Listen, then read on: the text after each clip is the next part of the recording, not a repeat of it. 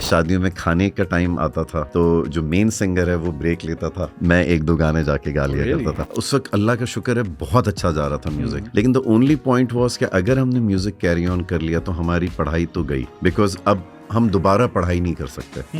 We took a very very courageous decision कि music को ख़त्म कर देते हैं और बैंड ब्रेक कर लेते हैं। मैं रिसेप्शन पे पहुंचा, MTV का दफ्तर था, तो मैंने उनसे कहा I am from Pakistan, we have a band called Strings and we have this music video, few guys can you know play it on your channel. हमारे सोनी BMG के ANR का हमारे पास फोन आया कि भाई स्पाइडरमैन जो है वो तुम लोगों का गाना लेना चाह रही है, लेकिन इसमें ये है कि ये गाना इनको तो पसंद आ गया, लेकिन जब तक डायरेक्टर सैम राइमी जो है उसको अप्रूव नहीं करेगा ये नहीं होगा। हाँ भाई, क्या हाल है भैया। आज के जो हमारे पॉडकास्ट के स्पेशल गेस्ट हैं, उन्होंने अपनी आवाज़ और अपने म्यूज़िक के जादू से ऐसा जादू चलाया कि ना सिर्फ पाकिस्तान बल्कि दुनिया भर में बहुत नाम कमाया और अपने 35 साल करियर में क्या कुछ नहीं किया उन्होंने। मैं बात कर रहा हूँ स्ट्रिंग्स के फॉर्मर वोकलिस्ट फैसल कपाडिया की, जो कि आज हमारी पॉडकास्ट के गेस्ट थे। और फैसल भाई हमारे लिए एक नया जादू लेकर आ रहे हैं, जो कि उनका एक नया सिंगल है जो कि रिलीज़ होने वाला है। तो हमने जादू से रिलेटेड तो बातें की ही की, हमने स्ट्रिंग्स की ओवरऑल जर्नी, कॉन्सर्ट्स, स्पाइडरमैन में गाना किस तरह आया, संजय दत्त और जॉन इब्राहिम के साथ कोलैबोरेशन कैसे रही, इंडिया में कॉन्सर्ट्स में क्या क्या वाकयात हुए और क्या उनकी ओवरऑल जर्नी रही, कोक स्टूडियो पे भी बात की। बहुत ज़बरदस्त पॉडकास्ट रही। आइए चल के फैसल भाई से बात करते हैं।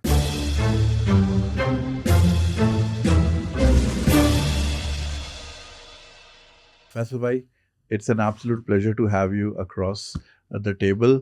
मुझे अच्छी तरह याद है जब धानी आया था, सो मुझे उस ज़माने में PTCL मोबाइल फ़ोन सबके पास नहीं थे। माई फ्रेंड टोल्ड मी कि अगर रेनबो सेंटर की फलानी दुकान पे जाओ ना तो धानी के साथ वो धानी का पोस्टर भी दे रहे हैं। So my brother Haris and I, we were huge fans, we still are. हम लोग बस में लटक के रेनबो सेंटर गए, एल्बम खरीदा और वो पोस्टर हमारी अलमारी में कोई 12 साल लगा रहा। So from that to this it's like a dream come true. कैसे हैं आप? बहुत अल्लाह का लाख करम है। एंड मैं आपको बताऊं कि उस ज़माने में तो PTV एक होता था प्रोग्राम, एक चैनल आता था। आजकल के ज़माने में YouTube की वजह से हज़ारों चैनल्स हैं, बल्कि लाखों करोड़ों होंगे। लेकिन YouTube पे मैं जो सबसे ज़्यादा चैनल देखता हूँ वो आपका देखता हूँ। Really?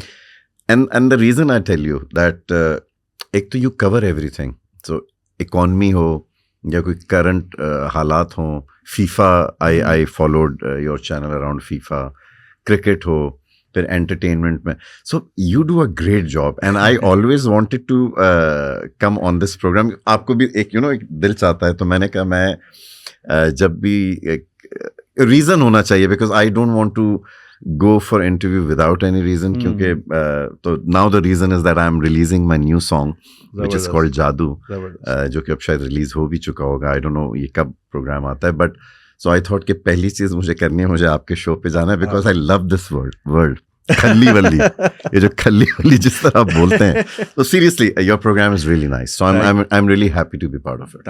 Thank you. सो जादू आपने ऑब्वियसली रिलीज तो अभी किया है, बट जो जादू आपने पिछले 30-35 साल से फैलाया हुआ है, it's like it goes beyond borders. Bilal भाई was on the podcast and obviously we discussed Strings कैसे बना and everything, so we have covered already that, but I would still like to hear your side of story कि Strings की journey को आपने किस तरह experience किया, specially in the times when Zia era was just ending, लेकिन जाहिर है वो एक थॉट तो थी और लाइक एक ही चैनल था। How did you battle all those, because आज के बच्चों के पास तो स्पॉटिफाई है, म्यूज़िक रिलीज करने के 10,000 एवेन्यूज हैं, but like in those days what drove you guys? I think everything changed post Zia ul Haq, और that exact year was probably 88। Yeah. तो 88 के बाद जो है, अगर आप उस ज़माने में जो लोग भी थे उन्होंने वो सीन देखा होगा कि यूथ जो है वो अचानक ही बहुत ज़्यादा वाइब्रेंट सी हो गई थी। बहुत सारे म्यूज़िक में तो बहुत सारे बैंड्स आ गए थे। आई रिमेंबर 1989 में स्ट्रिंग्स था, vital science was the first ones जिन्होंने दिल दिल पाकिस्तान 1987 में रिलीज़ किया था। Yeah. उसके बाद जुपिटर्स थे, वेट मेटल था, of course Nazia Zoheb were there but they were based out of UK, right, तो हम उनको पाकिस्तानी जो म्यूजिक इंडस्ट्री है उसमें नहीं शामिल करते थे. हम we used to look up to them सही, because they used to make amazing music and Right. amazing albums and videos. तो 88 में Strings, फिर there was a band called Barbarians, then Final Cut, Live Wires, yeah, बहुत सारे bands थे. और हम सब जो हैं उनकी एक अचानक से एक समझे वो एक आज़ादी से मिल गई थी कि okay now you can go and make music and perform. उससे पहले कॉन्सर्ट्स भी नहीं होते थे, बड़े छुपे छुपे कॉन्सर्ट्स होते थे. किसी बॉल रूम में होटल के आई रिमेंबर वाइटल साइंस के भी अगर कॉन्सर्ट होते तो बिल्कुल 3-4 दिन पहले पता चलता था कि कोई कॉन्सर्ट हो रहा है. राइट, दोज वर उन दिनों की बात अलग है, वो अलग जुस्तुजू वो एक कोशिश में हम सब काम करते थे. But again these times are different, completely different platforms, Spotify and Apple Music and YouTube.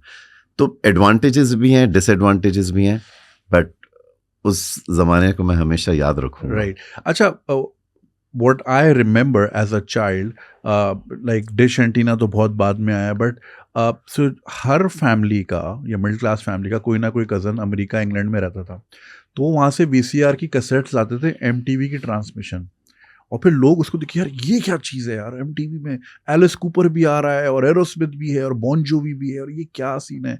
And I am sure ये बहुत सारे लोगों का एक कलेक्टिव एक्सपीरियंस रहा होगा विच ड्रोव देम.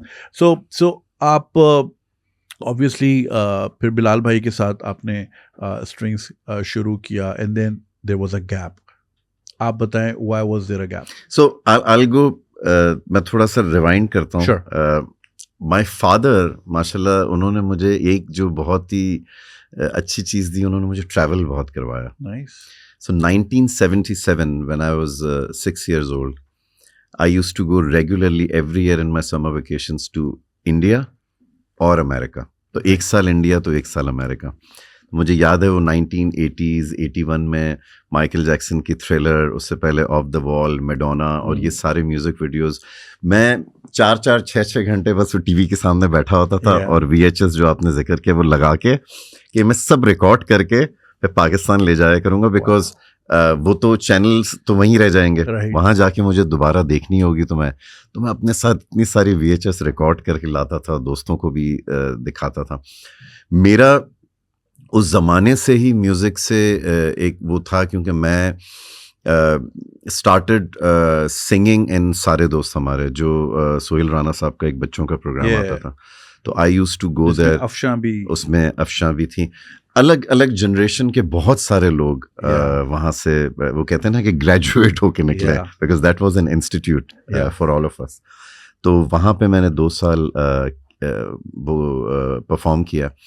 उससे पहले आ खान ऑर्केस्ट्राज होती थी. तो आ खान कम्युनिटी की ऑर्केस्ट्राज होती थी जो कि शादियों में और हर जगह पे बजाते थे. तो मैं वहाँ पे एक वो कहते हैं ना 12th मैन की तरह होता था, कि जब that I am talking about 1978-79, कि जब वो सामान लोड करके आप जा रहे हैं तो सामान आप साथ लोड करके जा रहे हैं. फिर जब शादियों में खाने का टाइम आता था तो जो मेन सिंगर है वो ब्रेक लेता था, मैं 1-2 गाने जाके गा लिया करता था. And there was all because that whole organisation was free of cost, तो कोई उसमें चार्ज वार्ज नहीं होता था. But these are all learnings and experiences. 83-84 के बाद मुझे लगा कि अब म्यूज़िक ख़त्म हो गया मेरी ज़िंदगी से, बिकॉज सारे दोस्त हमारे हट गया था. I was in class 9th 10th. And then in 1988 government commerce में I meet Bilal in the same class, sitting on the same bench, and we discovered कि हम दोनों म्यूजिशियंस हैं. There was the beginning of Strings. And in the same class, same year, I met Seema, who is my wife now. So my 2 important जो कहते हैं ना कि ज़िंदगी के जो 2 बहुत ही हसीन और ख़ूबसूरत इंसिडेंट्स कह लें, वो गवर्नमेंट कॉमर्स में हुए. बट उस ज़माने में चूंकि लोग कॉलेज जाते थे, that's why these beautiful incidents happen. और आजकल कॉलेज तो कोई जाता नहीं है, तो इसलिए चीज़ें आ भी नहीं रही. हाँ, now it's all digital, all virtual. People go on these apps, Tinders and everything, and they meet people there. I can't say that this is wrong. Sometimes I feel कि ये apps जिस तरह हम इन apps के through, जैसे Amazon के through जब हम शॉप करते हैं, तो ये आपको आपकी सारी चीजें उसको पता होती हैं कि आपको क्या पसंद है. इस तरह ये एप्स भी आपको जो मैच बना के देती होंगी, वो भी बड़ा अमेजिंग होता होगा कि भाई इन दोनों लोगों का म्यूजिक, इन दोनों लोगों की मूवी, सब सिमिलर टेस्ट है. I don't know match. I've been wanting to make a matchmaking app based on these hundreds of questionnaires, आपकी प्रेफरेंसेस, ताकि फिर AI डिसाइड करे. It's like a very black mirror kind of concept. वो black mirror का भी एक episode था ना जिसमें दे पैच यू, बिल्कुल, किसी के साथ 7 साल, किसी के साथ सिर्फ आपने 3 घंटे गुजारने. खैर, तो फिर मूविंग ऑन, फिर आपने स्ट्रिंग्स बनाया एंड देन सर किए ये पहाड़ literally broke all records. How did that feel? Did you foresee कि ये इस तरह करेगा, or were you guys just having fun and it was like, oh God, ये क्या हो गया? So I don't know. हमने इस कहानी के बारे में जिक्र ज़रूर किया है, but second album was released और जिसमें सर किए पहाड़ था, और 1992 में we decided कि यार अब ब्रेक ले लेते हैं. The main reason was कि या तो हम म्यूज़िक करें या हम पढ़ाई कंप्लीट करें. अच्छा, म्यूज़िक करना उस वक्त अल्लाह का शुक्र है बहुत अच्छा जा रहा था म्यूज़िक, लेकिन द ओनली पॉइंट वाज कि अगर हमने म्यूज़िक कैरी ऑन कर लिया तो हमारी पढ़ाई तो गई, बिकॉज अब हम दोबारा पढ़ाई नहीं कर सकते. We took a very very courageous decision कि म्यूज़िक को ख़त्म कर देते हैं, पहले पढ़ाई ख़त्म करते हैं और बैंड ब्रेक कर लेते हैं. I think back of mind मेरे और बिलाल के दोनों ये था, हम दोनों एक दूसरे को कहते नहीं थे इस बात के कि मैं इसलिए मैं ख़त्म कर, क्योंकि हम दोनों ने शादियां भी करनी थी, वो भी पसंद कर चुके थे और मैं भी पसंद कर चुका था. और हमारे जो ससुराल वाले थे उनको था कि भाई बच्चा पढ़ा लिखा होना चाहिए, ग्रेजुएट होना चाहिए. तो मैं भी चाह रहा था कि हम ब्रेक लें और मैं पढ़ाई ख़त्म करूं जल्दी से, वो भी ये चाह रहे थे, लेकिन हम दोनों एक दूसरे को कहते नहीं थे. तो बट बहरहाल वो हुआ और हमने सर किए पहाड़ 1992 में रिलीज़ होने के बाद वी डिसाइडेड कि this is our last day. और उस दिन हम स्पिंजर रेस्टोरेंट होता था यहीं DHA डिफेंस में, वहाँ जाके हम चारों बैंड मेंबर्स ने खाना खाया, खुदाफिज किया, and I was going to USA on the 5th of January. मेरा सेमेस्टर शुरू हो रहा था, तो मैंने कहा यार एक काम करते हैं, सर किए पहाड़ का वीडियो शूट कर लेते हैं 2 दिन में. मैं अमेरिका जा रहा हूँ, इंडियाना. मैं एक काम करता हूँ, अटलांटिक की जगह पैसिफिक लेता हूँ, मैं हांगकांग के थ्रू जाता हूँ, वहाँ पे MTV का ऑफिस है. आई ट्राई कि शायद वो लोग किसी तरह मिल जाए. उस ज़माने में तो कुछ नहीं था ना, गूगल वगैरह कुछ नहीं था, LinkedIn, Google, nothing. तो मैं लिटरली हमने वीडियो शूट किया. कि हांगकांग में बैठे हैं? हांगकांग में बैठे हुए, क्योंकि वो ऐड आता था उनका MTV पे और नीचे लिखा हुआ होता था हांगकांग काओलून सिटी. हमने वीडियो बनाया, मैंने कैथे पैसिफिक की बोली, मैं हांगकांग में लैंड किया, अभी कुछ नहीं पता, ओके, ज़ीरो. मैंने होटल से येलो पेजेस की बुक निकाली, उसमें मैंने ढूंढा कि MTV का ऑफिस कहाँ है. होल्ड दैट थॉट, बच्चों को ये बताएं येलो पेजेस क्या होता है. ये आप बताएं. भाई येलो पेजेस इतनी मोटी किताब आती थी टेलीफोन सेट के साथ, टेलीफोन डायरेक्टरी. येलो पेजेस होती थी बिजनेस डायरेक्टरी, तो उसमें पूरी इंडेक्सिंग हुई हुई होती थी कि आपके शहर में कारपेंटर कौन कौन है, उसका नंबर क्या है, आपके शहर में इलेक्ट्रॉनिक्स. वाइट पेजेस रेसिडेंशियल होती थी और येलो बिजनेस. तो येलो पेजेस इतनी मोटी होती थी. खैर, तो होटल में मैंने येलो पेजेस से MTV का एड्रेस निकाला, काफ़ी दूर था. खैर मैं गया, मिला, मैं रिसेप्शन पे पहुंचा, MTV का दफ्तर था, मेरे पास यूमैटिक थी. उस ज़माने में यूमैटिक की टेप्स यूज़ हुआ करती थी. उसके बाद बीटा आया, उसके बाद हाई डेफिनेशन बीटा आया. तो मैंने उनसे कहा, I am from Pakistan, we have a band called Strings and we have this music video, we would really want if you guys can play it on your channel. तो खैर उन्होंने अंदर से म्यूज़िक प्रोड्यूसर को बुलाया, उन्होंने कहा भाई वॉट एवर लैंग्वेज में, वो ले गए यूमैटिक, उन्होंने वीडियो देखा. वो आए कहने लगे, this is great, this is from Pakistan. He said, yeah, this is from Pakistan. But they didn't understand the song. They didn't understand the song, but they just liked the look and feel. And of course, there was MTV Asia, so they were already catering India and China and all these different languages. So they wanted new markets anyway. Yeah. Right. तो उन्होंने बड़े खुश हुए, उन्होंने कहा कि आप अंदर आएँ और आपका हम इंटरव्यू भी करना चाहेंगे. अच्छा, उस ज़माने में बहुत पॉपुलर वीजे होती थी नोनी, MTV में. हाँ हाँ. नोनी ने मेरा इंटरव्यू किया. मैं तो खुशी से फूले नहीं समाया कि, और बाहर आके मैंने फौरन फ़ोन किया बिलाल लोगों को, गेस व्हाट, गाना तो चल रहा है बट नोनी ने इंटरव्यू भी किया है. Nice. So those amazing days, so coming back to the break, that's how it happened. I gave the video. I went to US to study. Bilal was studying here in Indus Valley. और फिर वो गाना जो है, जो आजकल की अगर टर्मिनोलॉजी यूज़ करें तो वायरल हो गया. Yeah. और इंडिया में क्लब्स में बजने लगा, इंडिया में हर जगह बजने लगा. हमें इंडिया से दूरदर्शन वगैरह से कॉल्स आने लगी, जो 1992 में it was unheard of. Right. But हमने डिसाइड कर लिया था कि बैंड ख़त्म हो गया, सो हम उसी पे रहे. So like आपको नो वंडर आप लोगों को आदत है पीक पे आके छोड़ने की. I think I honestly feel that Allah Taala ने ये एक समझ दी है कि आप राइट टाइम पे मना करें, राइट टाइम पे चीज़ छोड़ दें. That is very important. We as human we get carried away, यार चल रहा है, चलते रहने देते, चलते. बट राइट टाइम पे आप, चाहे स्पोर्ट्समैन हो या आप एंटरटेनमेंट इंडस्ट्री में हो या even corporate sector, wherever you feel this is your right time, call it quits. I heard this. So one of my favorite movies that absolutely shaped my life called Office Space. Mike Judge ki. It's like, Office Space. Yeah, it's okay, I a have to funny see it. movie. Yeah, it's a absolutely amazing movie. So it's about this guy who hates his morning commute. ये cubicle में बंद हैं. Human beings were not designed. वो बिल्कुल office life के against है. And it charged me to the point कि मैंने decide किया I will never live like that. And eventually I ended up outside the cubicle. तो उसमें वो एक line कहता है कि unemployment or early retirement. That's where you need to decide. So I think it's very courageous कि like at the peak of your career you have that, because it's very lucrative. आप जाहिर है very lucrative. इतने shows line up. और मैं आपको आगे की एग्जांपल दूं, वो तो पहला था. Yeah. 1992 was our first one when we took this decision and we never regret. मैं और बिलाल अक्सर बाद में ये बात करते थे कि अगर 92 में हमने ब्रेक नहीं लिया होता तो शायद हम 2000 तक ख़त्म हो जाते, बिकॉज हम बर्न आउट हो जाते, different challenges and everything. And then we came back in 1999. In between also, me and Bilal tried to do couple of singles. हमने आंखें छुपा के एक 1995 में गाना भी किया था, just to keep things, alive. Warm. Yeah. 1999 से दूर start हुई and there was no turning back.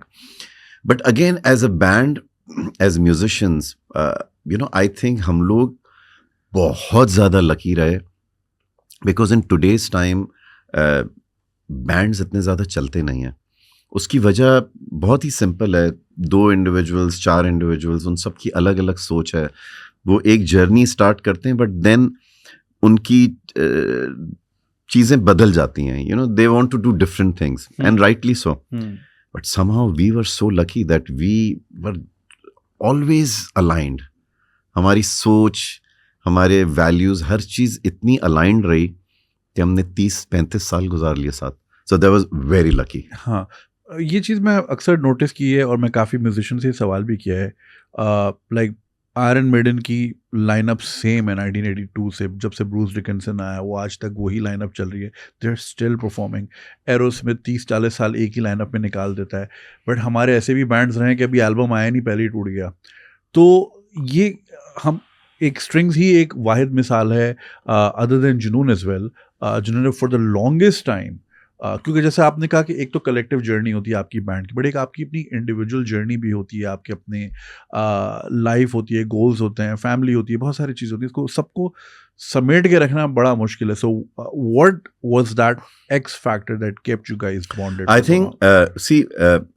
Think music साथ बनाना इज अ बैंड. अगर आप सिर्फ परफॉर्म कर रहे हैं, then I won't call it a band, because now they are just doing for financial purposes or whatever. So there are many बाहर के bands हैं जो album साथ नहीं बनाते या music साथ नहीं बनाते. They just come together to do the show. Yeah. That's with me and Bilal. I think the main positive thing was that हमने पहले दिन से decide कर लिया था कि हम और कोई काम नहीं करेंगे individually. Not even an interview. हम interview भी अलग नहीं देते थे कभी. That's nice. इंडोर्समेंट्स बिल्कुल नहीं, कभी किसी के पास अकेले भी इंडोर्समेंट आ जाए तो हम कहते थे कि दोनों आएंगे तो होगा. That's one reason that we were collectively together because we were ready and prepared that okay we are not and हम कुछ है ही नहीं एक दूसरे के बगैर. ये चीज़ आई थिंक अगले अब जो बैंड्स बने उनको भी ये सोचनी चाहिए.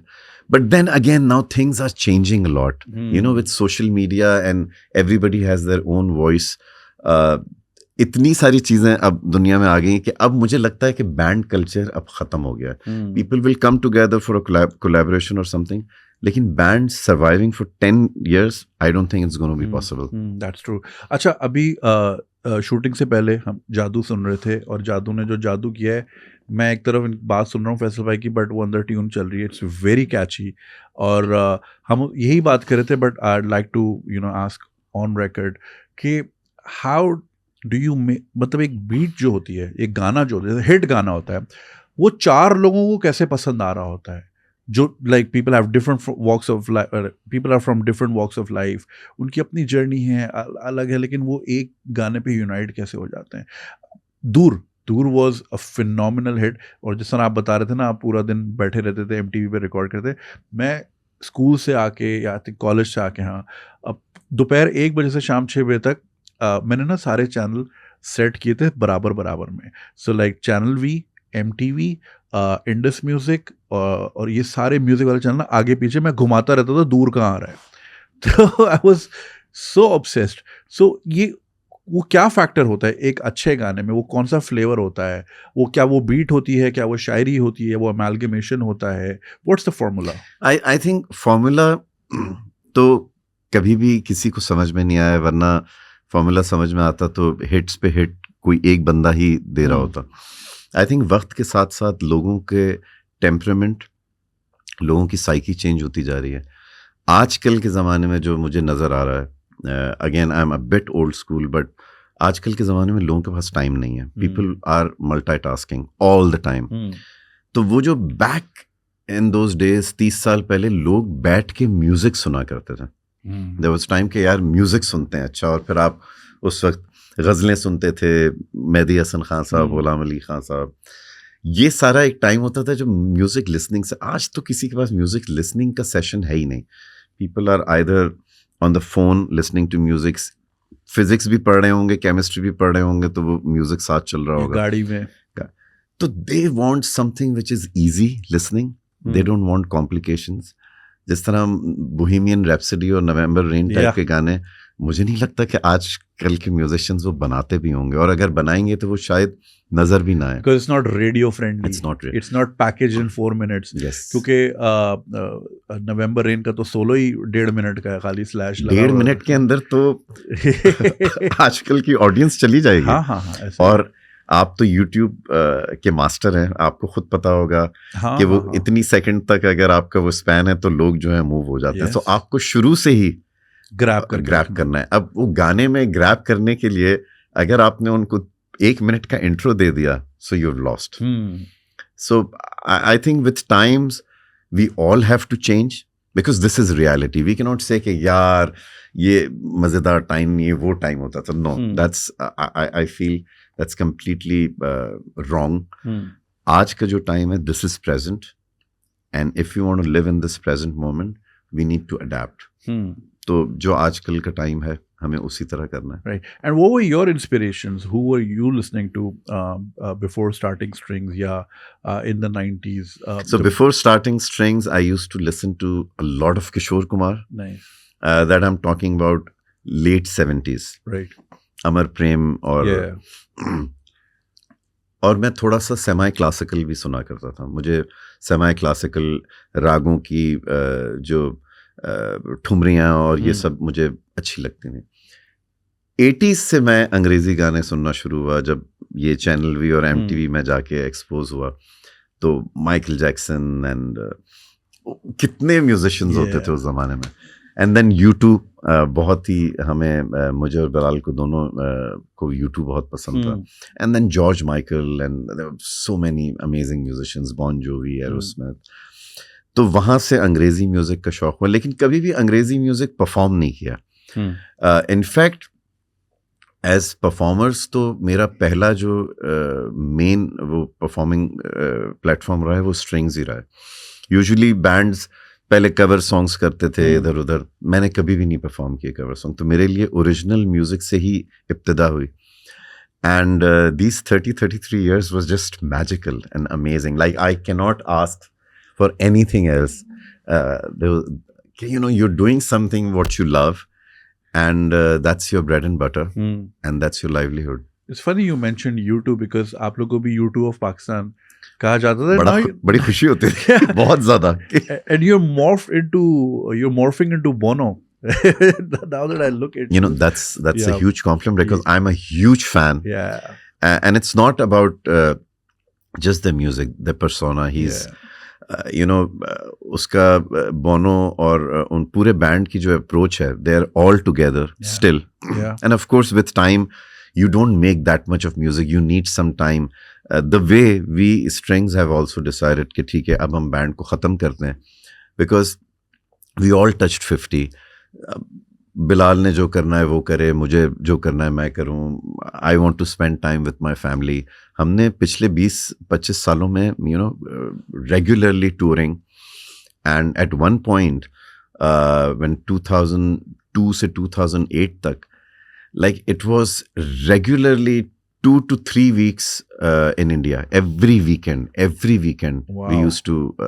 So हमें वो weekends तो कभी पाकिस्तान में मिलते ही नहीं थे. कभी कभार इस चीज़ को सोचते थे तो अब सोच के ये होता था कि यार हमने सारे वीकेंड्स बाहर ही गुजार दिए. लेकिन जो प्लस पॉइंट था, वीकडेज पे हम यहीं होते थे. और बच्चों को स्कूल छोड़ना और बच्चों को स्कूल से वापस लेना, वो बिलाल का भी काम था, मेरा भी काम था. तो we used to spend that quality time with kids. और उसने शायद हमें सेन भी रखा और ग्राउंडेड भी रखा, because otherwise it's very easy कि इंसान फिसल जाए. बट थैंक गॉड के फैमिली ने जो है हमें बड़ा ग्राउंडेड रखा. अल्हम्दुलिल्लाह. अच्छा, सब दूर आया एंड दूर ने सर किए पहाड़ से भी ज़्यादा लाइक धमाका कर दिया एंड अक्रॉस बॉर्डर्स कर दिया. उसके बाद आपको like what was it like? क्या आप लोग को अंदाज़ा था कि दूर would go this Not at all. See, again, आपको अंदाजा कभी भी नहीं होता. आपको उम्मीद होती है. उम्मीद थी कि यार ये गाना जो है ये अच्छा लग रहा है. और see, every time, every era has different challenges. अब जब दूर आया, that was 2000. और उस वक्त जो मेन प्लेटफॉर्म था वो somehow इंडिया था. जैसे आज हम बात करते हैं आप मैं कि भाई आज का मेन प्लेटफॉर्म क्या है, तो हम कहेंगे कि म्यूजिक लिसनिंग का प्लेटफॉर्म है या तो स्पॉटिफाई या यूट्यूब. उस जमाने में म्यूजिक को डिस्कवर करने का प्लेटफॉर्म होता था इंडिया. राइट. क्योंकि इंडिया के चैनल से अगर कुछ चलता था तो लोगों को नजर आता था. पाकिस्तानी चैनल्स पे लोग ज्यादा ध्यान नहीं देते थे. तो 2000 में एल्बम पाकिस्तान में रिलीज हुई सितंबर में, और हमने मैग्ना साउंड के साथ डील की थी कि 2000 की बस एंड में हम इंडिया में रिलीज करें. तो वो जब इंडिया में रिलीज हुई तो suddenly it was everywhere and we believed in the song and in the album. तो वो अल्लाह का शुक्र है कि वो रिजल्ट्स नज़र आए. लेकिन अगर हम वो प्लेटफॉर्म यूज़ ना करते या हमें वो प्लेटफॉर्म ना मिलता तो शायद वो गाना उस तरह ना पहुंचता. सो इट्स वेरी इंपॉर्टेंट कि जिस वक्त गाना रिलीज हो उस वक्त के जो प्लेटफॉर्म्स है वो क्या है. Like it's like a complete recipe कि हर चीज बराबर मिकदार में मौजूद हो तभी. एग्जैक्टली. जैसे आजकल के ज़माने में अगर आप स्पॉटिफाई और यूट्यूब पे गाना रिलीज ना करें तो आप बताएं कहीं पे कोई सुन पाएगा नहीं. इसी तरह 2000 में अगर आप इंडिया में रिलीज ना करें तो आप नहीं सुनता. 2003-4 में अगर इंडस म्यूजिक पे वो गाना रिलीज नहीं होगा तो लोगों को पता. सो प्लेटफॉर्म्स चेंज होते गए. एंड उसके बाद इट वाज नेवर वो टर्निंग बैक वाली बात थी. दूर, उसके बाद धानी में वो ना जाने क्यों for Spiderman. Then we did a song for cricket World Cup, है कोई हम जैसा. वो उसमें भी बड़ी उम्मीद थी कि शायद पाकिस्तान कुछ अच्छा करे, लेकिन वो वर्ल्ड कप तो पाकिस्तान का बहुत ही बुरा वर्ल्ड कप था 2003. So some amazing memories. How did Najane Kyun end up in Spider-Man? So we were talking to our label company Sony BMG, और अभी हमारी एल्बम रिलीज नहीं हुई थी, और सोनी के पास क्योंकि सोनी पिक्चर्स की स्पाइडरमैन थी, they contacted A&R and they said कि हमें जो है आप लोकल बैंड्स से इंट्रोड्यूस करें, बिकॉज हमें जो है इंडिया में रिलीज़ करनी है, हमें लोकल म्यूज़िक के साथ, हमें इसको इंटरनेशनल जो गाना हमारा यूज़ होता है वो नहीं, हमें यहाँ चाहिए। तो खैर वो लोग सोनी पिक्चर्स वाले ढूंढ रहे थे म्यूज़िक, उन्हें हमारा ना जाने क्यों नज़र आया। So they contacted our label company, they said कि ये जो बैंड है इंडिया का, ये हमें चाहिए। तो उन्होंने कहा ये इंडिया का बैंड नहीं है, ये पाकिस्तानी बैंड है। हम उस वक्त पाकिस्तान में थे। फिर हमारे सोनी BMG के A&R का हमारे पास फ़ोन आया कि भाई स्पाइडरमैन जो है वो तुम लोगों का गाना लेना चाह रही है, लेकिन इसमें ये है कि ये गाना इनको तो पसंद आ गया, लेकिन जब तक डायरेक्टर सैम राइमी जो है उसको अप्रूव नहीं करेगा ये नहीं होगा।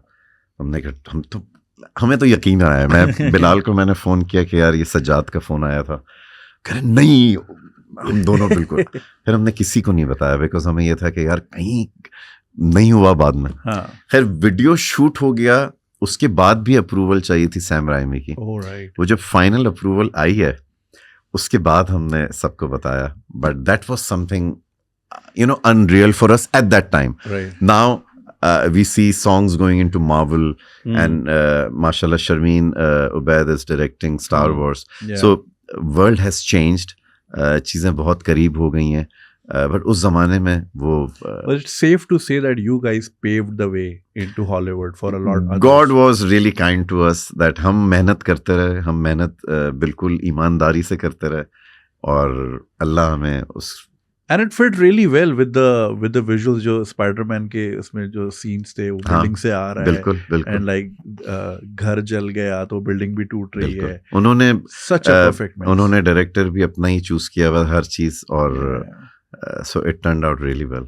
Tell us your experiences in India, वहाँ पे perform करने का, fan base, tell us about that. See, India has been mashallah super kind to us. And in 2001 से 2010 का जो एरा था, उसमें Pakistani musicians, even pop musicians I would say India के भी, they were considered just like their big film stars उस ज़माने में, because people like Adnan Sami, Lucky Ali, Strings, Junoon, इन लोगों का म्यूज़िक इतना ज़्यादा सुना जाता था कि बहुत इज्जत मिलती थी, और हर तबके से मिलती थी, कि डायरेक्टर्स चाह रहे होते थे कि आपके साथ काम करें, कहीं फीचर करें। सो अल्लाह का एहसान है कि उस तरीके से जो पूरी इंडस्ट्री थी उसमें we had so many great friends, और जिसकी की वजह से उसके बाद हमने एक फिल्म जिंदा, यूजुअली आपको प्लेबैक ले लेते हैं, लेकिन उन्होंने कहा नहीं, इसमें संजय दत्त और जॉन दोनों आपके साथ फीचर करेंगे। It was like big thing for us that wow, otherwise आपने गा लिया और उन्होंने लिपसिंग करके वीडियो शूट कर लिया। But even in shoot out at Lokhandwala, they were actually shooting the movie, और हम उस सेट पे चल रहे थे, तो वो सीन उन्होंने दोबारा एक्टर्स से करवाए। तो अगर एक एक्टर ऊपर से जंप मार रहा है, वो सीन हो गया शूट, अब वो दोबारा जंप मारेगा जहां पे हम वीडियो शूट कर रहे हैं, वॉक करते हुए। So they really gave a lot of respect to us, respect to our music. So we really humbled because of that fact. और ऑडियंस ने हमेशा पाकिस्तानी कंटेंट, चाहे वो म्यूज़िक हो, चाहे ड्रामा हो, चाहे हमारे स्टेज प्ले उस ज़माने में उमर शरीफ साहब के, बड़े लोग पसंद करते थे, और लोग बहुत ही प्यार और इज्जत देते थे। अच्छा, it's interesting you mention, because ये OSTs का ये स्टाइल हुआ करता था इन लेट 90s अर्ली 2000s में, और मैं अक्सर ही सोचता था यार फेथ हिल का गाना पर्ल हार्बर के लिए है, बट वो सेट पे धमाके भी हो रहे जो फिल्म वाला था, तो उन्होंने दोबारा रिक्रिएट किया। सो नाउ आई नो कि वो एक ही सेट पे दोनों चीज़ें साथ साथ चल रही थी। बहुत सारी मूवीज़ किस तरह के वो मुझे एग्जैक्टली गाने याद नहीं आ रहे, बट वो मेरे ब्रेन प्रोसेसिंग तेज तेज चल रही है कि वही मूवी का सीन चल रहा है और वो सिंगर यहाँ से यूँ करके यूँ निकल गया। Oh that's amazing. So I think उस जमाने में कंटेंट क्योंकि कम होता था, हाँ, तो कंटेंट पे टाइम भी ज़्यादा लगाया जाता था. अब यही है, क्योंकि देखिए उस ज़माने में when we used to release one album, let's say 2003 में हमने धानी रिलीज़ की, तो हमें 5 साल तक दूसरी एल्बम रिलीज करने की ज़रूरत ही महसूस नहीं है, because Dhani was in people's cars and ears and minds, हर जगह 5 साल तक वो रही. अब तो 5 दिन भी अगर कोई चीज़ रह जाए तो बहुत बड़ी बात है, अगर 5 दिन रह जाए, बिकॉज आप पहले दिन कोई चीज़ रिलीज करेंगे, 2-3 दिन आप उसको रीशेयर करेंगे कि ये हो गया, and then you move on. So I think लोग कंटेंट पे भी अब उतना टाइम नहीं लगाते. हाँ, if you remember November Rain की जो वीडियो है, इट्स लाइक अ मूवी. या आप मीट लोफ की वीडियोस देखिए तो पूरा मूवी का बजट, मूवी वाले कैमरे, और जबरदस्त. और आई थिंक पाकिस्तान में the closest it came to this Ali Azmat ka gana Narena was heavily produced. I think in those days there was some amazing like Khamach tha fusion ka. Beautiful. Narena, फिर एक पहला गाना भी था दीवाना, वो भी जामी ने किया था. फिर हमारे कुछ गाने थे धानी, छाए छाए, ये जामी ने किए थे. जो हमारा सबसे महंगा वीडियो था, जो हम आज भी कभी कभार में बिलाल सोचते हैं, वो थे कोई आने वाला है. बिकॉज कोई आने वाला है 2008 में शूट हुआ. हमारी लेबल कंपनी ने हमसे कहा कि आपकी जॉन से बहुत अच्छी दोस्ती है, तो अगर आप जॉन को ले आए. हमने कहा यार जॉन को हम कैसे कहें कि भाई आ जाओ फ्री में ना. तो हमने कहा चलो चेक करते हैं कि शायद कि कितने क्या फ़ी होगी क्या. तो हमने जॉन से कहा कि यार ये नया एल्बम आ रहा है और I'll do the video. Nice. और उसने कहा आई वोंट चार्ज एनीथिंग. तो हम तो यहाँ पे सेट हो गए कि भाई जॉन चार्ज नहीं कर रहा, तो अब तो वीडियो.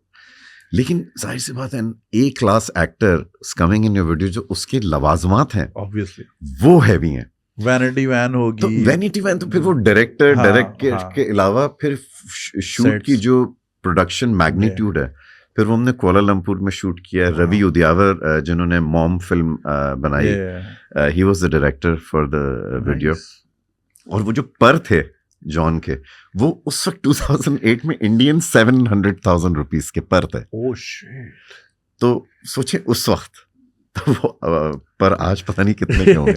तो उस हिसाब से बहुत महंगा वीडियो बन गया था. But those were the times when one wanted to spend time, effort, money to create good content.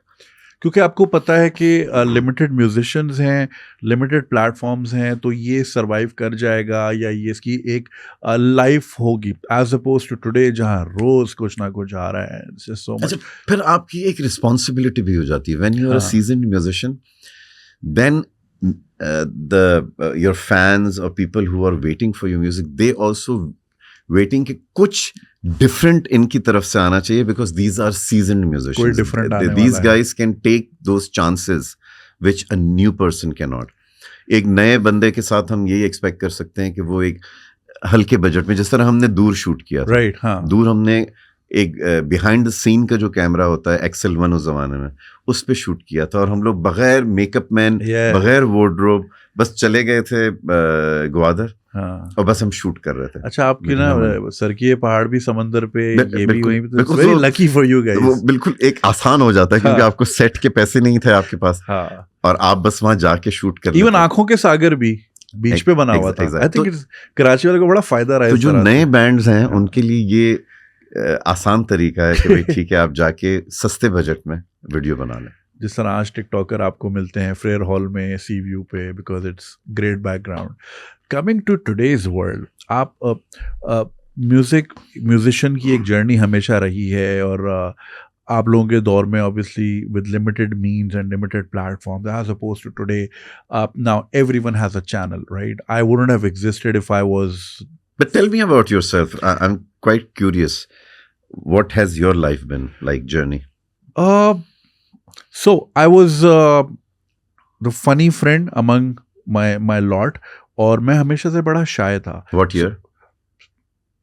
So so it's always been the case. Like school में भी I was like backbencher, अच्छा student, but like थोड़ा मजाक मस्ती. And then I was exposed to a lot of Hollywood growing up. अच्छा content मैं बहुत देखता था और सारा दिन म्यूजिक भी चाटता रहता था. गुड फ्रेंड्स, तो उनसे ज़रा वो रहता था भाई कोई ये आप किस एरा की बात कर रहे हैं? Late 90s you Late can 90s, से. okay. सो वर्जिन का आता था one and only rock album, तो वो ले लिया. अच्छा, इसमें ब्रायन एडम्स भी है, इसमें यूट्यूब का डिजायर भी है, क्या गाना है जबरदस्त. सो एक चीज़ चलती रही and then like in late 2000s when I was expose to, फिर यूट्यूब भी आ गया था, स्टैंड अप देखता था, बड़ा मजा आता था. So my friend Steve and I we used to work together. Where? We were working at this company. हम लोग मेडिकल ट्रांसक्रिप्शनिस्ट थे In Pakistan. इन कराची है. हम दोनों की अंग्रेजी अच्छी थी. स्टीव बीइंग क्रिश्चियन, तो वो ज़ाहिर है सेंट पैट्स का पढ़ा हुआ, तो वहाँ तो ज़ाहिर है आपकी सॉर्टेड होती है.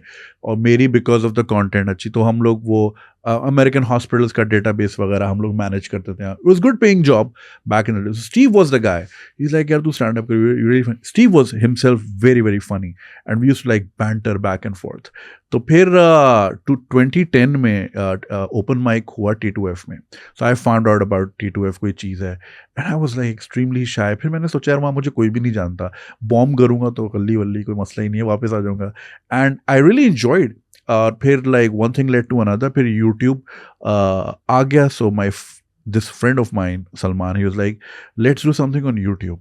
और हमने जिस तरह आप लोगों ने सर की ये पहाड़ बनाया, not knowing what it would do, हमने भी एक वीडियो बनाई. इसमें मैं लड़की बना था, रियली अगली लड़की, और हम लोगों ने बना के डाल दी. वो अगले दिन वायरल. एंड यार ये तो अर्जेंटीना से भी कमेंट्स आ रहे हैं, ये क्या चल रहा है. हम लोग डर गए थे. बट देन लाइक जिस तरह होता है कि ये तो कोई काम नहीं होता, काम तो टीचर होता है, लॉयर होता है. तो मैं दुबई चला गया काम करने. बट देन फिर मुझे लगा यार ये एक है फ्लेवर.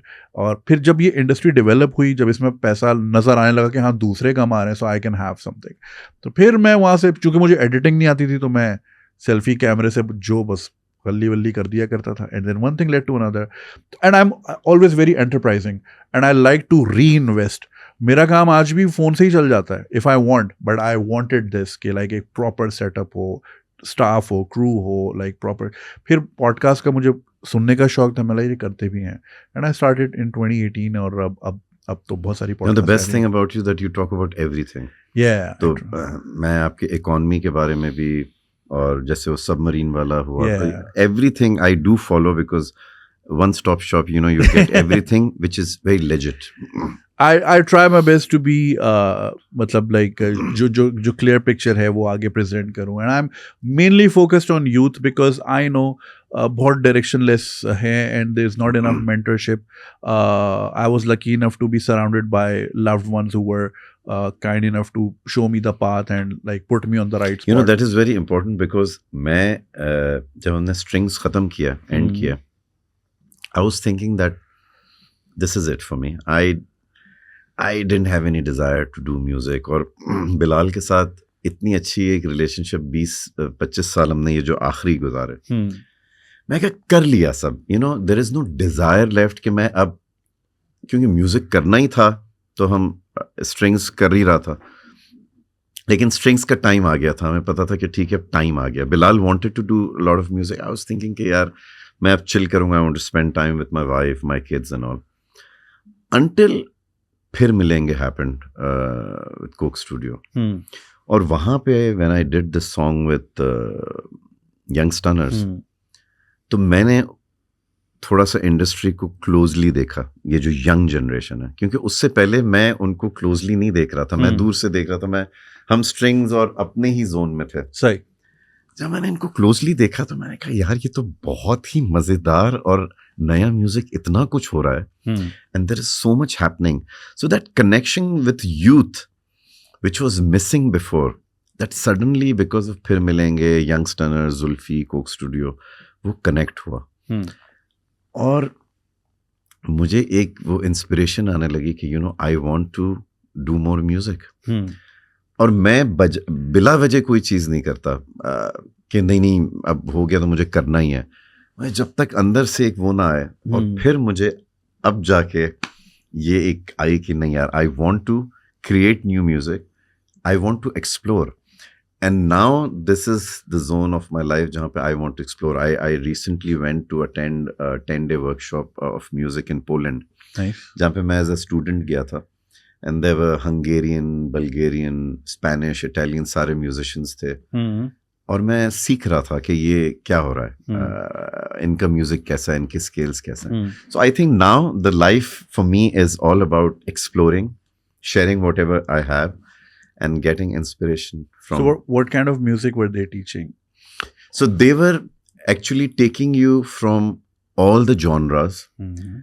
जिसके अंदर उन्होंने फर्स्ट टाइम अरेबिक भी, तो अरेबिक स्केल्स भी थे, इटालियन, स्पेनिश, उनकी क्वायर्स थी, Hungarian choirs, Bulgarian choirs, African choirs, then different beats in different regions. तो ये एक 10 डे का वर्कशॉप था जिसमें अलग अलग क्लासेस होती थी और आप 10 दिन वहीं रहते थे स्टूडेंट के तौर पे. बाकी and everybody else was 20s and 30s. I was the only probably oldest, but I was just loving it because जब हम बैंड के उसमें थे तो बस आप काम कर रहे होते हैं, you have a lot of pressure. ये था कि ठीक है अब आप सीखने जा रहे हैं and no pressure, chill, nobody knew मी.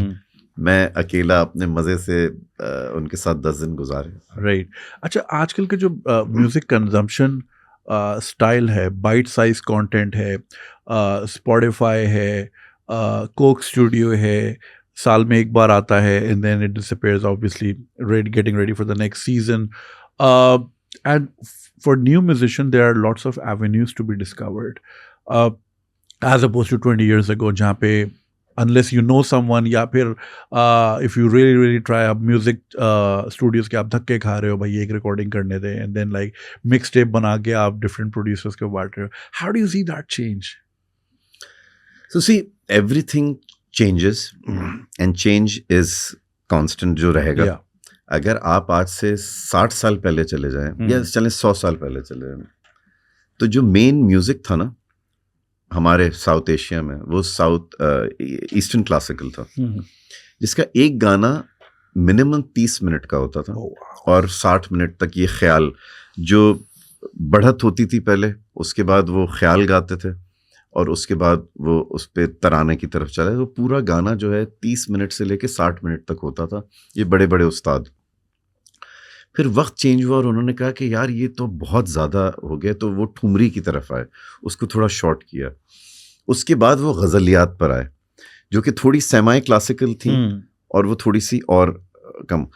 तो टाइम कम होता जा रहा है आहिस्ते आहिस्ते. वो जो 30 मिनट था उससे कम होता जा रहा है और अब हम ऑलरेडी 2-2.5 मिनट पर आ गए. यूट्यूब ने ऑलरेडी शॉर्ट्स स्टार्ट कर दिए 1-1 मिनट की, कि भाई बस 1 मिनट की चीजें आप बनाएं. तो जो भी है, तो अब कंटेंट की लाइफ ग्रेजुअली, पहले चीजें आहिस्ते आहिस्ते कम होती थी, बहुत तेजी से कम हो रही हैं. तो फ्यूचर अब यही है. और लोग जो आजकल के दौर में पैदा हो रहे हैं उन्होंने यही देखा हुआ है. So they are experts in this. हम जैसे लोगों के लिए जो पुराने दौर से आए उनके लिए अभी भी एब्जॉर्ब करना मुश्किल है कि यार एक गाने को स्टार्ट होने के लिए एटलीस्ट कुछ 45 सेकंड तो चाहिए ना. और फिर इंट्रो के बाद आप आउट्रो में जाएं तो उसमें आपको कुछ, वो अब चक्कर ही नहीं है. लेकिन लेबल कंपनीज की जगह अब जिस तरह स्पॉटिफाई, यूट्यूब है, आई थिंक ये आजकल के लोगों के लिए that's the most amazing thing. If you have talent you will stand out. पहले के ज़माने में अगर आपके पास टैलेंट भी होता था तो ज़रूरी नहीं था कि आप वहाँ तक पहुँच पाएंगे, बिकॉज आपको लेबल कंपनी को एक्सेप्ट करना ज़रूरी है. लेबल कंपनी को आप समझ में नहीं आए तो your end. Now if you are talented. अच्छा, आजकल का जो म्यूज़िक है वो इस तरह भी बनाया जाता है कि it should be TikTok friendly, reel friendly, और उसमें एक ऐसा बाइट साइज हो जिसपे ना लोग रील्स बनाएं. एंड इन्फ्लुएंसर्स हायर भी किए जाते हैं, बड़े इन्फ्लुएंसर्स, कि भाई इस पे रील बनाओ, एंड देन उससे जज किया जाता है कि कितने लाख लोगों ने उस ट्रैक पे रील बनाई या टिकटॉक बनाई. और फिर when you keep seeing that throughout, बार बार वही आ रहा है, तो फिर जैसे एपी डिलॉन का विद यू है, हर तीसरी रील पे वही गाना बज रहा है. तो वो अब आपके जहन में वो उन्होंने एक प्लांट कर दिया कि यार ये हिट सॉन्ग है. मे बी शायद अगर आप वैसे उसको इंडिविजुअली सुनते you would have been like कि हाँ इट्स ओके, इट्स फाइन और ठीक है. मगर अब नाउ दैट वो बार बार आपके मुंह पे थोपा जा रहा है, तो वो एक फेक क्रिएट किए जा रहा है, एक सेंस ऑफ बिलीव के it's a hit song. But उसमें यह है कि देखें आजकल के दौर में अच्छे गाने को भी ये पुश ज़रूरी है. तो गाना अच्छा होगा तो ही आपको अच्छा लगेगा, अच्छा नहीं होगा तो आपको अच्छा नहीं लगेगा, चाहे आप रील पे सुन भी लें. रील पे सुनने के बाद अगर आप उसको रीशेयर करते हैं, इसका मतलब आपको अच्छा लगा है. द पॉइंट इज कि अच्छी चीज को भी आज लोगों तक पहुंचने के लिए इस चीज की जरूरत है. अब आप इसको अनफॉर्चुनेट कहें या फॉर्चुनेट कहें, हमेशा कोई ना कोई प्लेटफॉर्म रहा ही है लोगों तक पहुंचे. पहले के जमाने में रेडियो, कि गाना रेडियो पे चलेगा तो लोग सुनेंगे. तो आजकल का जो रेडियो है वो रील्स है, कि रील्स पे चलेगा तो लोगों को पता चलेगा. That's the case. Tell us about Jaadu. Jaadu is my first song after Strings and Phir Milenge was Coke Studio, और इट वाज अ कोलैबोरेशन. और Jaadu is produced by Ehsan Parvez Mehdi. He's a brilliant musician and producer. I always wanted to work with him. तो एक चीज़ तो ये भी कि वो strings के बाद now we both are exploring different things, जो कि जिंदगी short है, किसी को कुछ नहीं पता. So might as well whatever we want to, we do that. So I really wanted to work with Ehsan. बहुत अरसे से मुझे इसका काम बहुत अच्छा लगता था.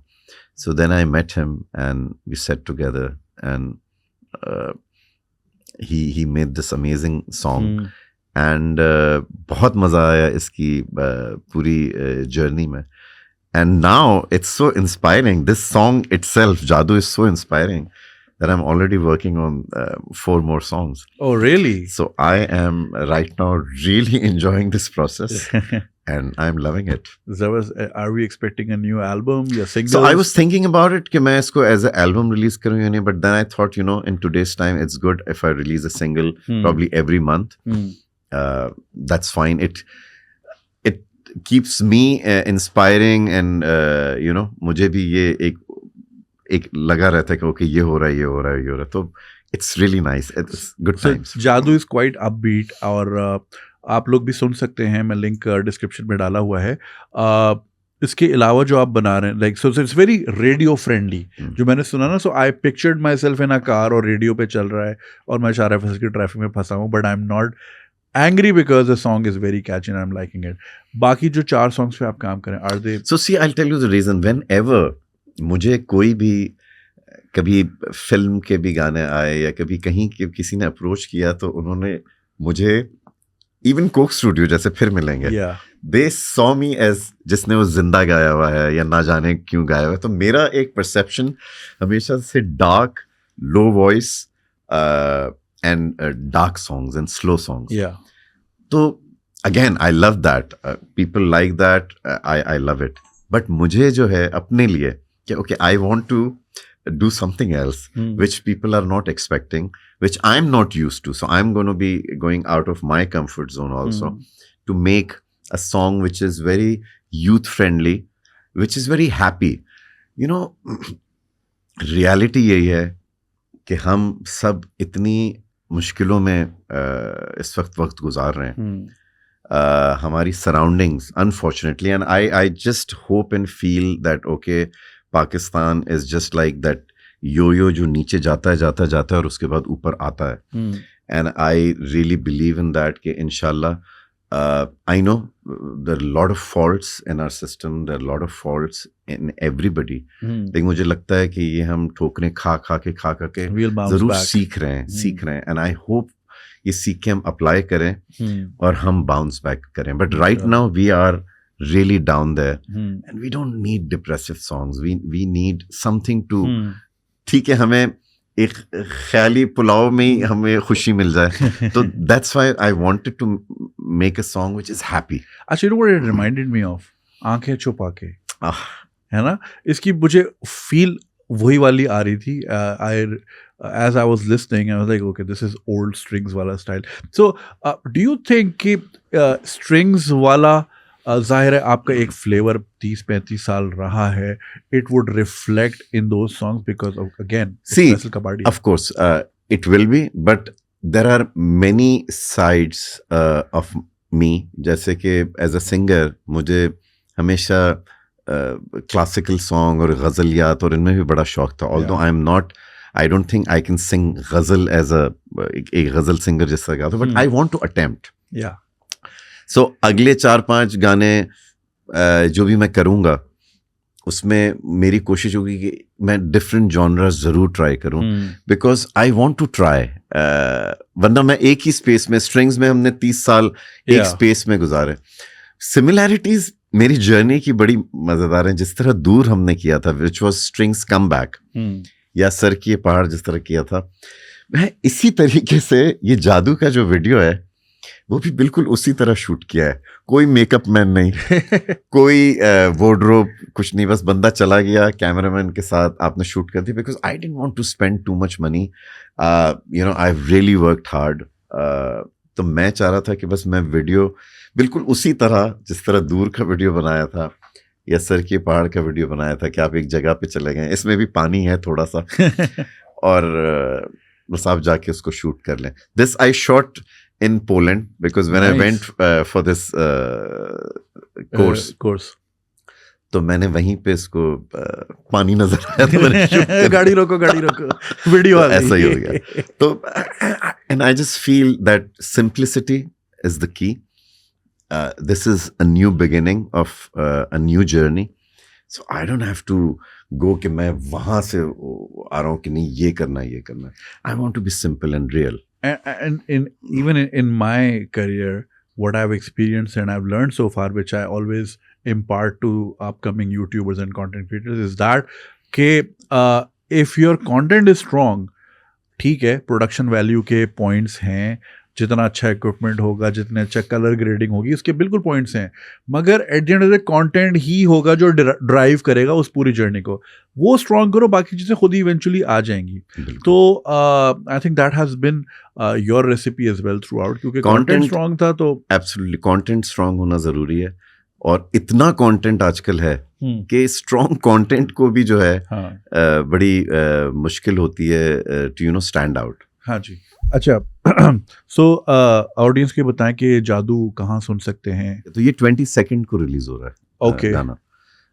सो जादू is available everywhere on Spotify, YouTube, जितने भी आजकल के प्लेटफॉर्म। तो प्लेटफॉर्म्स भी इतने सारे हैं कि पहले ज़माने में हम सिर्फ एक इंडस म्यूजिक में जाके एक अपनी वो टेप दे आया करते थे।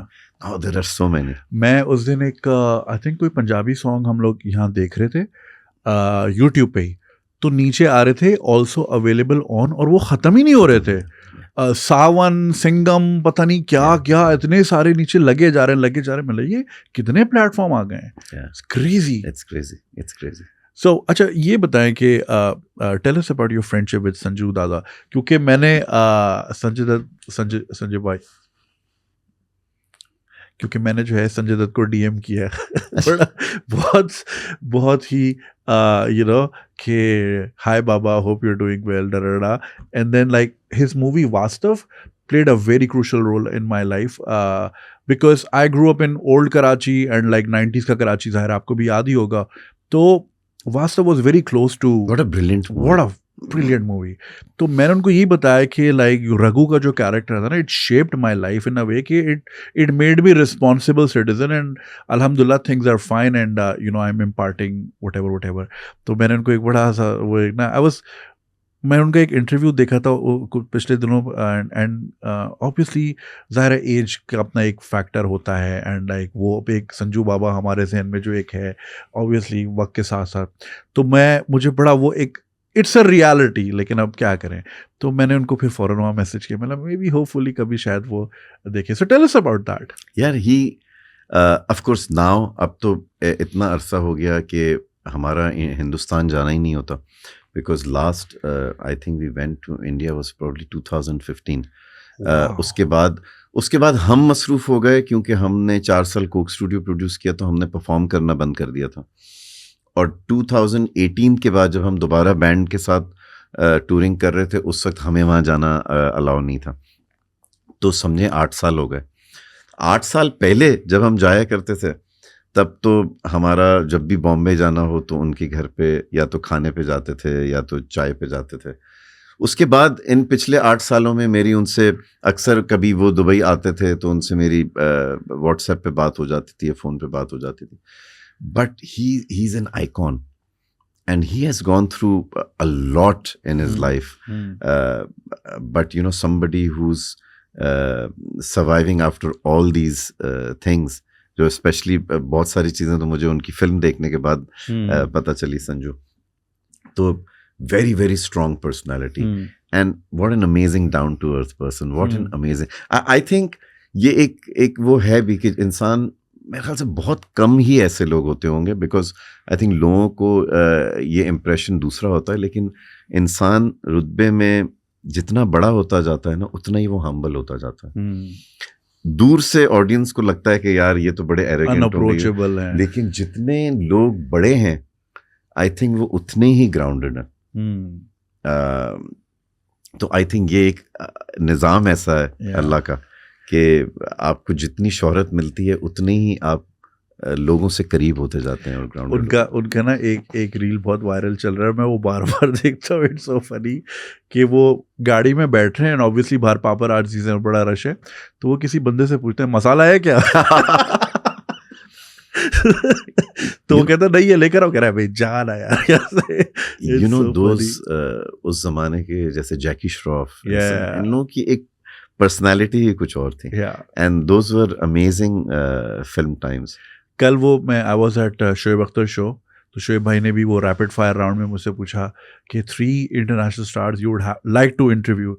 तो मैंने ठक से बोला Sanjay Dutt, Jackie Shroff and then I said, मजाक में मैंने बोला मलाइका मैम. लेकिन ये कि लाइक जग्गू दादा. अच्छा ना, आपके तो तीनों से मैं मिल चुका हूँ. I'm sure. So like you said Sanjay Dutt, Jackie Shroff and Malaika. हाँ. चले वो तीनों हो चले, डिग्री ऑफ सेपरेशन कम हो गई. मेरी जो 3 हैं उनमें से मैं 2 से मिल चुका हूँ, एक रहते हैं. हाँ. मेरी जो एक ख्वाहिश थी हमेशा से, एक बोनो, एक अमिताभ बच्चन साहब, और एक क्रिस मार्टिन कोल्ड प्ले. तो मेरी अमिताभ बच्चन साहब से मुलाकात हुई, हम एक शो पे परफॉर्म कर रहे थे, and he was so humble. और एक क्रिस मार्टिन से was my fan moment in Dubai. जैसे U2 के जो बोनो हैं वो रह गए, तो देखें अब वो कब होता है. वो तो डर ही ना जाए ये मैं कहाँ से आ गया. That would be amazing. अच्छा, इसलिए मुझे ये बताएं कि so Shootout at Lokhandwala, how was that experience? और Zinda का भी experience? Yes, actually at that time after Zinda, we were part of Sanjay Gupta's family. Like Sanjay Gupta, Sanjay Dutt और उनका जो पूरा जो film crew production, we were part of that. यानी हर चीज़ में जो है वो हम उनके शामिल होते थे. उनकी पूरी touring, even Zinda, Shootout लोग ने, हम 8-9 cities में we all traveled together. Sanjay Dutt, John, मी, बिलाल, हम लोग बॉम्बे से पुणे गए, फिर पुणे से अहमदाबाद गए, फिर अहमदाबाद से गोवा गए. तो 8 सिटीज़ हम साथ ही ट्रैवल करते थे. तो समझे 15-20 दिन आप घूम रहे होते थे. Must be so much fun. It was so much fun. फिर रातों को बैठ के गाने वाने गा रहे हैं. उसमें दूसरी मूवी में मीका भी था, तो फिर मीका भी हम सब बैठे. सो वो एक फैमिली का हिस्सा हो गए थे, which was beautiful and amazing. But then again you know, इतने अलग अलग experience. God has been so kind. That experience of India was amazing. And then Coke Studio, the 4 years जो हमने produce किया, that was magical. Working with people like Abda Parveen ji and Rahat Fateh Ali Khan Saab and Atif and all these people, like it was magical. Tell us about the creative freedom you had at Coke Studio. We had complete creative freedom. And I think that's is the reason why Coke Studio is where Coke Studio is. वरना Coke Studio इतना ना चलता. Of course उनकी तरफ से suggestion ज़रूर आ सकता है कि यार इनको रख लें, इनको रख लें, इनको रख लें. But at the end of the day final call हमारी होती थी. Because at the end of the day you are responsible if it goes bad. If it goes well, everybody takes the वो एक ग्लोरी. लेकिन जब अगर बुरा जाए तो हम उसके लिए बहुत कॉन्शियस थे. और 7, 8, 9, 10th पे फिर हमने डिसाइड कर लिया था. तो 10th की प्रेस कॉन्फ्रेंस के बाद जब बस पहला एपिसोड लॉन्च हुआ, I still remember spoke to Coke that, you know, now as directors we don't want to be there, but if you want us as producers, like not producers but get other new directors, right? Because अच्छा, ये भी collective decision था बिलाल भाई और आपका एक साथ? Of course हम लोग डिबेट करते थे कभी कभार कि यार ये हो, बट वी डिसाइड कि यार ये 4 साल हो गए एंड यू नो एक वक्त आ जाता है जिसके बाद आपको लगता है कि अब इसमें कोई चेंज आना चाहिए, और वो चेंज जो है वो इंसान अपनी सोच ड्रास्टिक चेंज आना चाहिए। ऐसा नहीं हो सकता कि आपने थोड़ा सा कुछ कर दिया। तो it was time that you know we call it quits. Tell us about Coke Studio ने बोला ओके जी Strings you are doing this season and suggestion दे दी कि ये वाले आर्टिस्ट हम चाह रहे हैं कि ठीक है, अब आपके पास आर्टिस्ट की लिस्ट आ गई, क्रिएटिव फ्रीडम आ गया, हाउ डू यू स्टार्ट कि कौन सा गाना रखना है, उसकी अरेंजमेंट क्या रखनी तो है? पहला सीजन जो था that was the most challenging right, because उसके बाद तो आपको एक रास्ता पता चल जाता है। पहला जो होता है जब आप किसी घर के अंदर दाखिल होते हो, पूरा घर खाली है, तो आपको होता है मैं कहाँ से स्टार्ट करूँ। फिर आप पहले कमरे से स्टार्ट करते हैं, तो फिर आहिस्ते आहिस्ते चीज़ें जो हैं वो सेट होना शुरू हो जाती हैं। Of course we were musicians, तो ऐसा नहीं था कि हम लाइक वी वर पिछले 20 साल से म्यूजिक ही कर रहे थे, but the only big difference was कि हमने दूसरे म्यूजिशियंस के साथ ज़्यादा काम नहीं किया था। सही। लेकिन मेरी और बिलाल की जो लिसनिंग रही थी पहले, वो बड़ी वो पॉप म्यूजिक नहीं थी सिर्फ, वो फिल्मी म्यूजिक भी थी, क्लासिकल म्यूजिक भी थी, गजल्स भी थे, हम अमीर खुसरो बहुत सुनते थे। तो उसकी वजह से हमें बड़ी मदद मिली कि हम जो पुराने गाने थे उसको हम हमारे जहनों में बैठे हुए थे, और फिर आर्टिस्टों की लिस्ट बनी कि हमें कौन कौन से आर्टिस्ट होने चाहिए। उसके बाद हमने स्टार्ट किया, कुछ आर्टिस्टों को हमने गाने दिए कि ये गाने हैं, कुछ आर्टिस्टों से हमने कहा कि आप क्या गाना चाहते हैं। So it was all collaborative कि भाई ये आर्टिस्ट क्या गाना चाहता है, बिकॉज बेस्ट आउटकम तभी होता है जब एक कोलैबोरेशन हो। कहीं पे हमें आवाज़ बहुत पसंद थी कि ये आर्टिस्ट की आवाज़ तो ज़बरदस्त है, ये गाना इनसे गवाना चाहिए, तो it was mix and match. तो कभी ऐसा हुआ कि you went out of the box कि एक बंदा है या एक बंदी है, उसका ये स्टाइल थ्रू आउट रहा है, but you are like I need to experiment this, और कौन सा वो एक ऐसा एक्सपेरिमेंट था which you really enjoyed and turn out to be absolutely? See to be very honest, ये आपने अभी एक अचानक सवाल पूछ लिया, तो मुझे 4 साल रिमाइंड करने 80 गाने या 90 गाने जो हमने किए, 28 सॉन्ग्स पर सीजन, सो अराउंड 120, तो उस पे जाते हुए you need a lot of time. But I remember कुछ एक आध, जैसे आपदा परवीन साहिबा और राहत फतेह अली खान साहब ने छाप तिलक गाया था, वो मुझे पता है कि उन दोनों ने पहली बार साथ परफॉर्म किया था, और उसकी कोई रिहर्सल नहीं हुई थी। Really? तो एक सिटिंग में हम आपदा जी के साथ थे अकेले, और हमने कहा था कि ये लय होगी और इस तरीके की अरेंजमेंट होगी, और एक अलग सिटिंग में हम राहत फतेह अली खान साहब के साथ थे कि यूँ होगा। वो दोनों पहली बार उस पे बैठे स्टेज पे, और हमने वो गाना स्टार्ट किया, और हम उसकी रिहर्सल कर रहे थे, क्योंकि एक बार रिहर्स करके रिकॉर्ड करते हैं, लेकिन हमने कैमरे सारे ऑन रखे थे। उन्होंने वो रिहर्सल स्टार्ट की, और वो इतनी सीमलेस थी कि दैट वाज इट, वो दोबारा टेक नहीं हुई, बस वही रिहर्सल रिकॉर्ड हुई, दैट्स इट।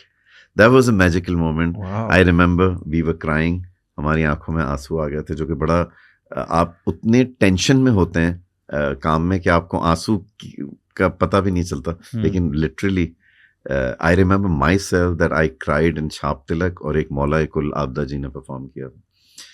तो वो रिहर्सल खत्म हुई और आपदा जी ने कहा कि चलें जी अब रिकॉर्ड करते हैं। It's done, it's done.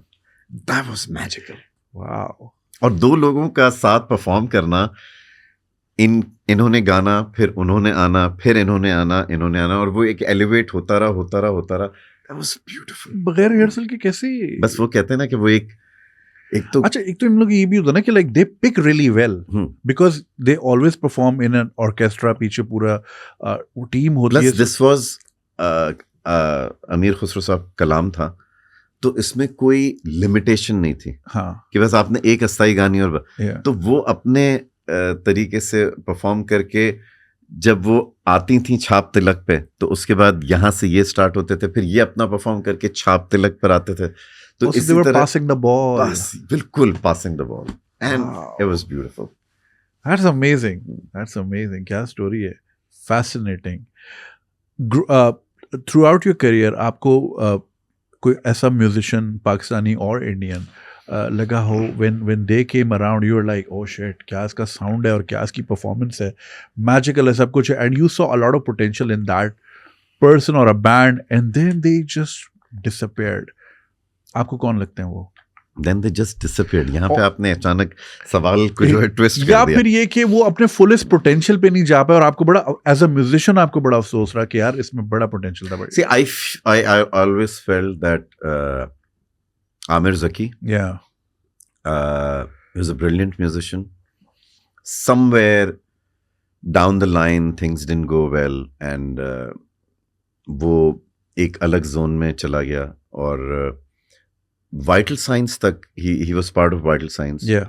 And there was a great time that the lineup Vital Signs की उस तरह लगती थी जिस तरह कि वो आप क्रिकेट की ड्रीम टीम देख रहे होते हैं बास्केटबॉल की कि आमिर जकी भी इसमें है तो जी जुनैद है रुहेल है and shahi but somewhere down the line I feel he had a lot to offer.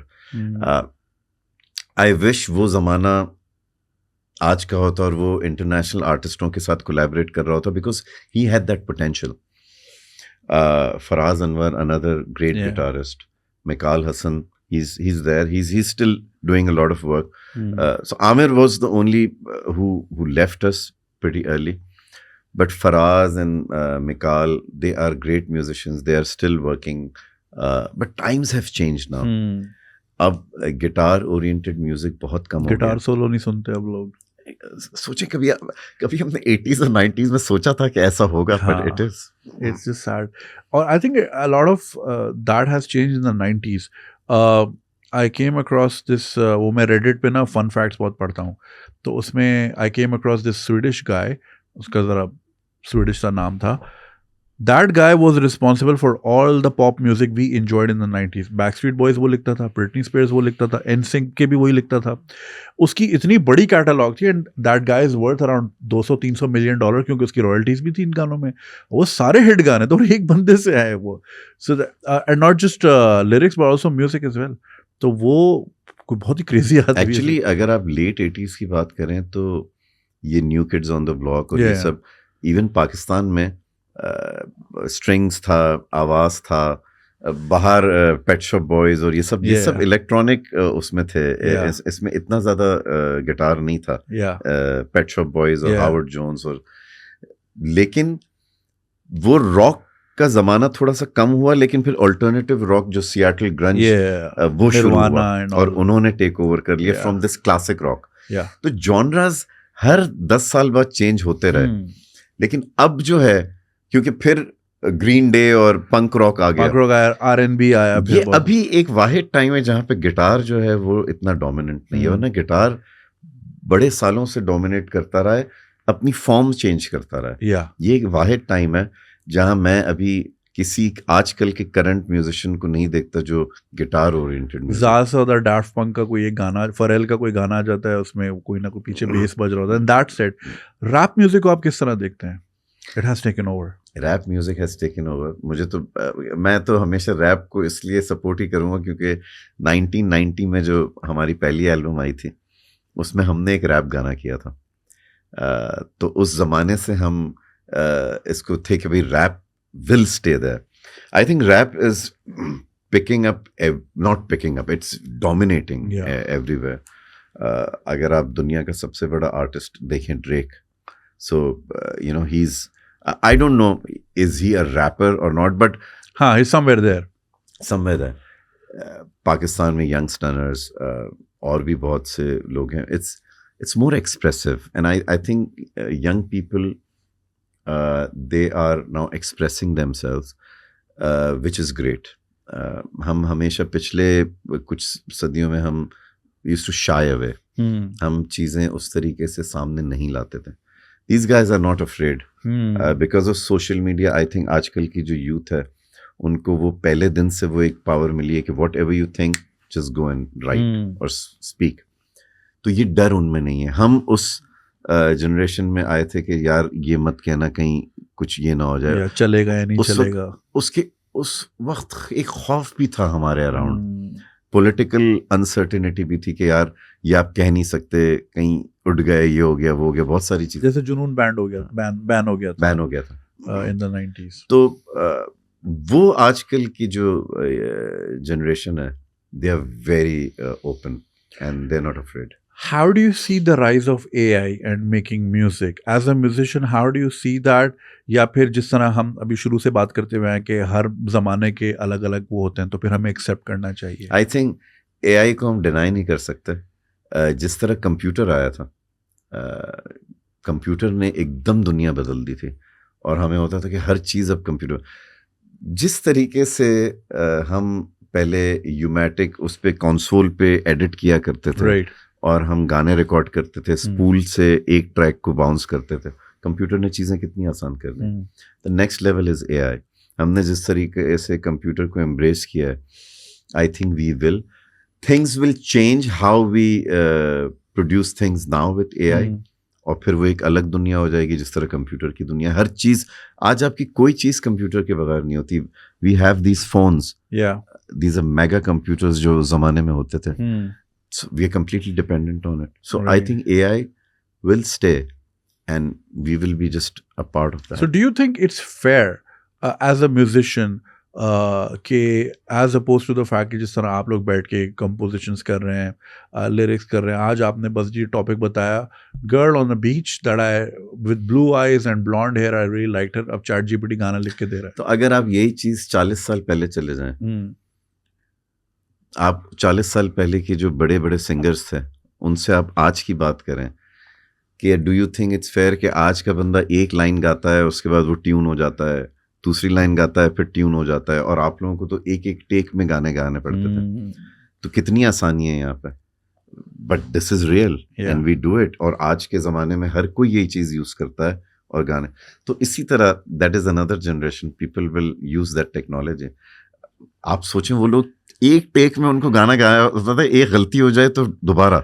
So my favorite Kishore song है जिंदगी के सफर में गुजर जाते हैं वो मकाम, right? So when I found out कि ये सब एक टेक में होता था और सारे म्यूजिशियंस एक साथ होते थे, और मैं फिर सोचता था इसमें ये वायलिन भी बज रहा है, ये भी बज रहा है, वो भी बज रहा है, and they all have to be in sync. Yes. और वो एक टेक में गाना गाना है। तो अगर किसी की डंडी फंस गई तो चलो जी दोबारा शुरू से। ओह गॉड, क्या म्यूजिक बनाते थे वो लोग, phenomenal. And that's the reality that वो दौर था, आज ये दौर है, कल कोई और होगा।